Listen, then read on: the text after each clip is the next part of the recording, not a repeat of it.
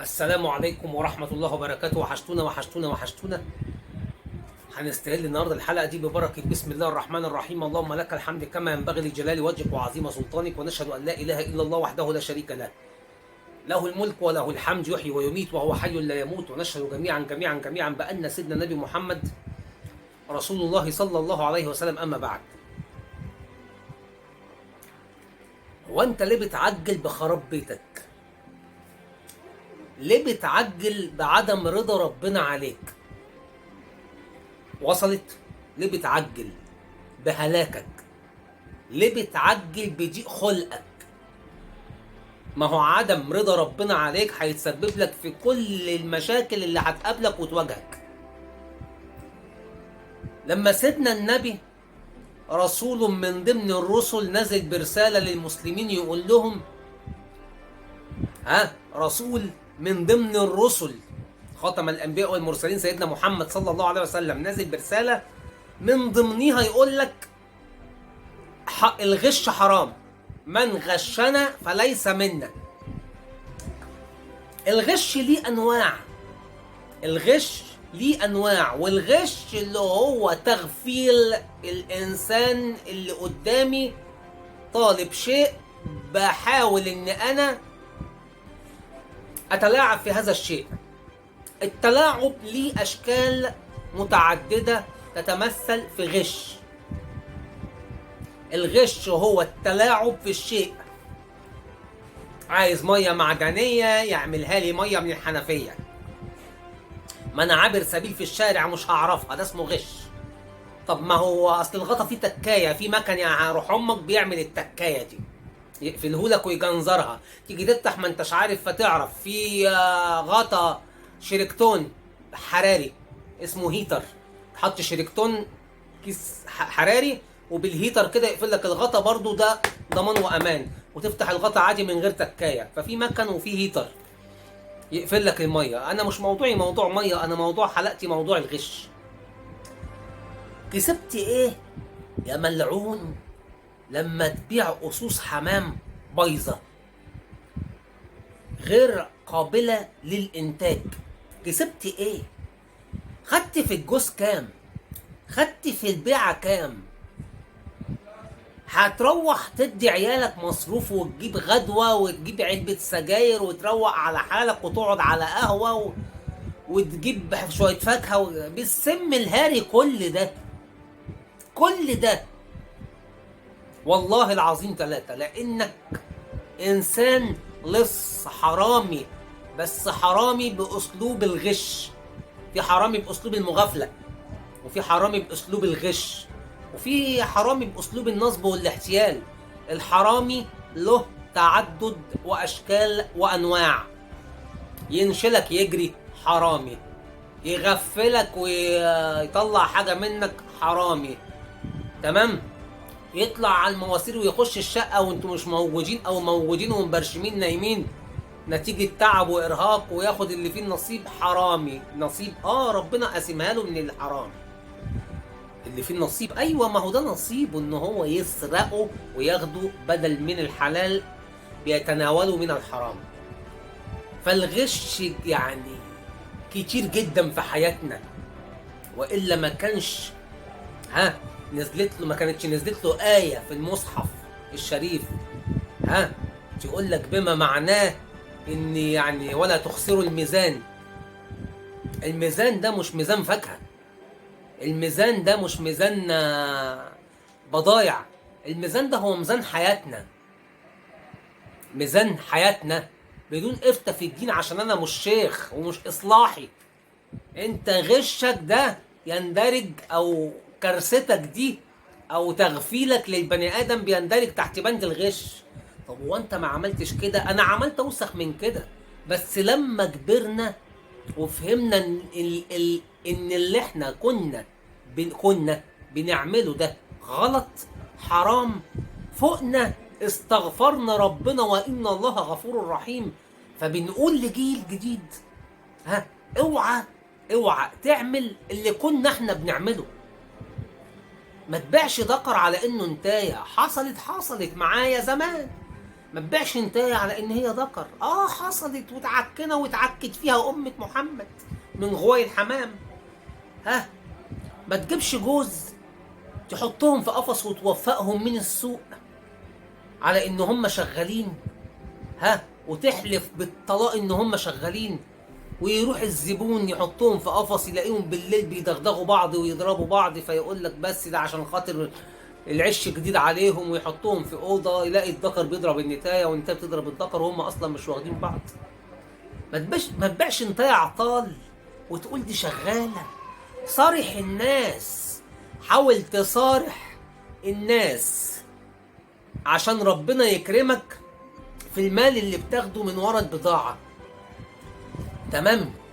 انا مش فارق معايا، انا كأسامة مش فارق معايا، بس اما انزل اجيب طيرة وانا جوايا امل من عند ربنا سبحانه وتعالى ان هقع في انتايه حلوة، ولا انتايه مع واحد وتمنها واجيبها واشغلها مع الذكر وتفضل تبيد بيت رايق او بيت خربان، او هي ما بتبيتش اصلا، او هي يعني انتايه جاسوسة مش نافعاني، او وانا كنت شايفها جميله حلوه وتقلبها عالي وانتايه بروتوكول وشياكه يعني دي نتايه من الاخر، وخدتها جبتها لقيتها انتايه عره.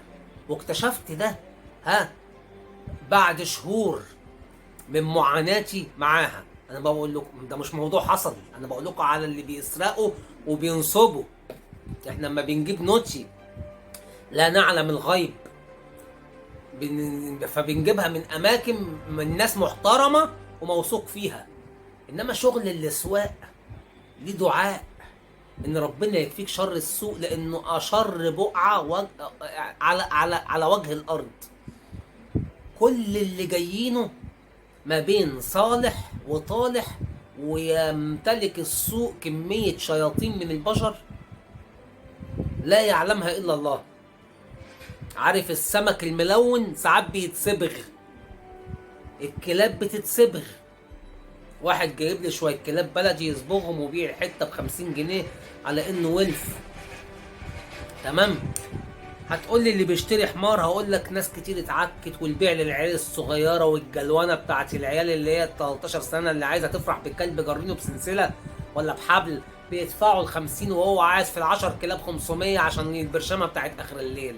اقعد انت جاتك نيله عليك وعلى امك، ما انتش فاهم حاجه. الغبي اللي ما هوش فاهم حاجه جاتك 100,000 نيله تنيلك. السوق وانت بتنزل احمد ربنا. غلطنا، انا اسف، احمد ربنا انك بترجع منه اصلا تروح بيتك سليم. السوق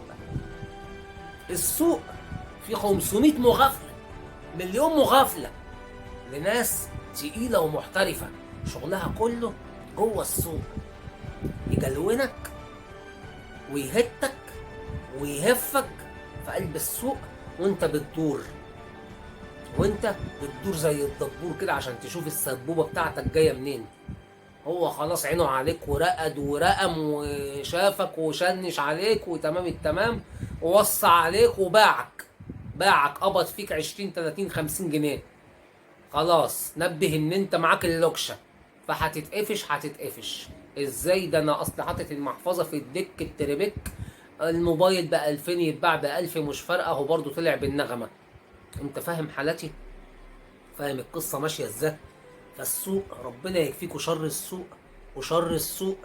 لما تنزل ما تنزلش بشقلة فلوسك، حتى لو نزل بباكو او بازيد او صنف نفسك، امن نفسك، حط الحاجة من جوه حاجة بعيدة، وما تطلعش تحاسب من باكو.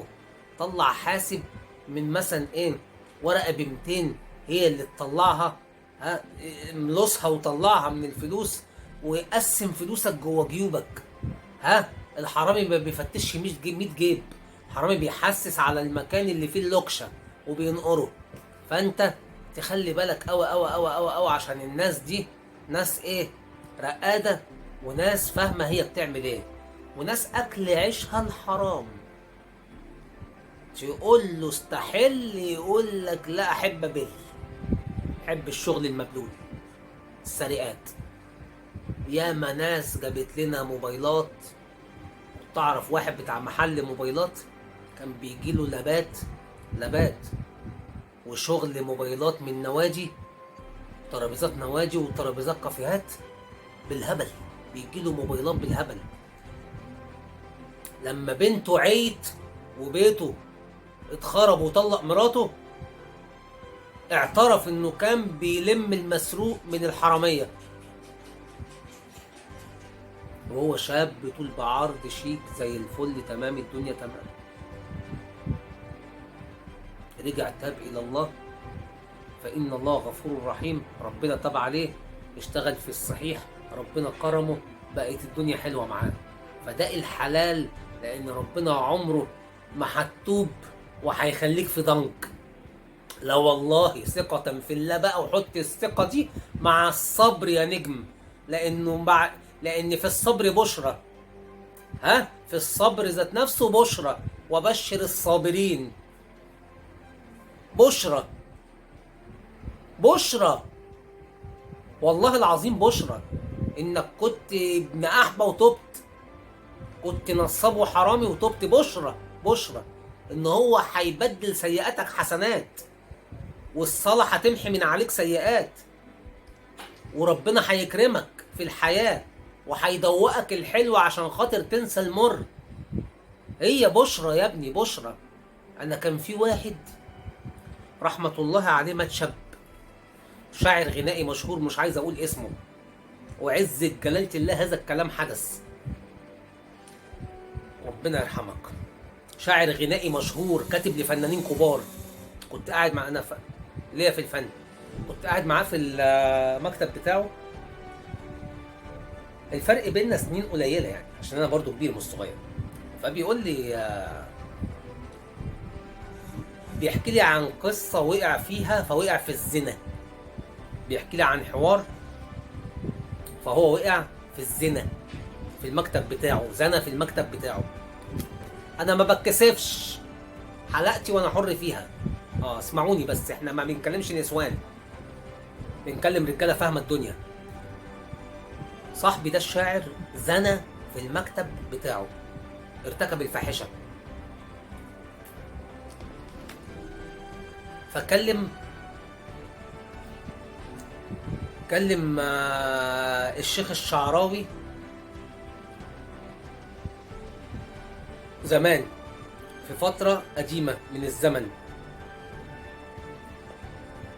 من حوالي 30 سنة، كنا في العشرينات. هو بيحكي لي القصة، هو الموضوع ده بتاعه حصل في العشرينات وهو عنده عشرينات. بيحكي لي واحنا في الاربعينات، بعد ما مولانا وهو كبير، الواد الشاعر ده راح له حكاله، او اتصل بيه وحكاله، وقال له يا ابني تعمل كذا كذا كذا. والله العظيم هذا الكلام حدث، تمام. فقال له يا ابني تعمل كذا كذا كذا كذا كذا، سنة 1990 1992 كده يعني. يا ابني كذا كذا كذا كذا كذا. جري بينا الزمن وشفنا بعض، والمكتب بتاعه فتح والحكايه والروايه. قال لي انا كنت وقعت في قصه كذا كذا كذا كذا كذا كذا، وخد العظه دي مني، حصل لي كذا، رحت للشعراوي قال لي كذا، وبعد العمر ده كله فتحت مكتب، تمام، غير المكتب الزباله بتاع زمان. ف مشيت على الصراط المستقيم بسبب الفتوى دي. كانت ايه الفتوى؟ مهما غلطت توب، مهما عصيت توب، ولا تنقطع عن الصلاة، لأن الصلاة تنهى عن الفحشاء والمنكر، تنهى. فلما هفوا الشيطان بعد ما كبر، بيقول لي بقى حتى المكتب ده يا أسامة حبيت أتعوج شوية، شياطين معانا. فجاء على هواه برضو البنات والكاستنج، ويعمل لهم بروفات وحاجات ومحتاجات. برضو حب كذا بنت كده، وملاوع هو ووسيم وجميل قوي، امور شاعر.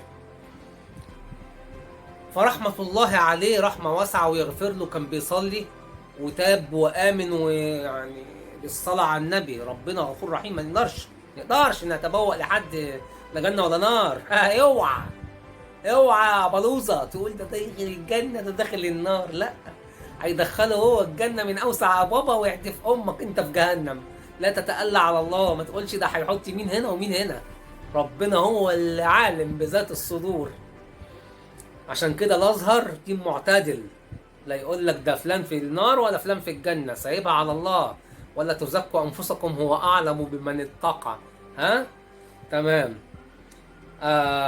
فالمهم صدق الله العظيم. فالمهم يعني قال لي رجعت لعقلي وفهمت الدنيا والصلاة قربتني وبدأت أفوق وتعدلت. تمام.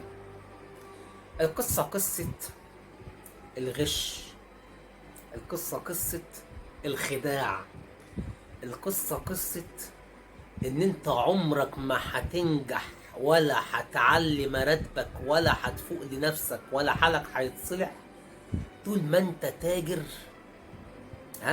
طول ما أنت تاجر في الشمال، في كل ما هو يغضب ربنا، ولا ينال ولا ينال ولا، حط دي بقى ختم البابا واللي يصلي على النبي يكسب، لا ينال ما عند الله بغضب الله ابدا. واسألنا انا بقى، مفيش حاجة هتطلبها من ربنا هتنولها طول ما انت مغضبه عليك بكثرة المعاصي. عايز تتظبط اتصلح. ابويا الله يرحمه قال لي كلمة جميلة قوي. انا كام دقيقة؟ 16. عايز اختم. لا مش هنحصل 20 عشان التفويت. ابويا الله يرحمه عبد الستار ترمس قال لي كلمة جميلة قوي هختم بيها. واحنا قاعدين في مرة انا وهو قال لي كلمة مشهورة قوي، رحت رادد عليه الرد بتاعها. راح قال لي لا ده مش كده خالص. ايه هي الكلمة عشان هختم على طول بيها؟ قال لي يا أسامة. قلت له ايه؟ قال لي امشي عدل. قلت له يحتار عدوك فيك. قال لي لا خالص، عدو مين وإهباب مين؟ امشي عدل تتعدل. أحلى مسا عليكم. وأنا بقول لأي حد امشي عدل تتعدل، وأحلى مسا، واللي يصلي على النبي يكسب. صلاة الحبيب محمد كلها مكسب، وأنا مكسبي كل من صلى على جمال نور سيدنا النبي. بطلوا الغش وتملي اقروا الدعاء بتاع دخول السوق وقولوا من جواكم يا رب نقع في ناس صالحة نشتري منهم الحاجة الصالحة، وما نقعش في ناس طالحة نشتري منهم الحاجة السيئة والطالحة. ربنا يكفينا شر الوحش وشر الشيطان، شياطين الإنس وشياطين الجن. السلام عليكم. وسلم بكم تلمس بابا المجال، واللي يصلي على النبي يكسب. سلام.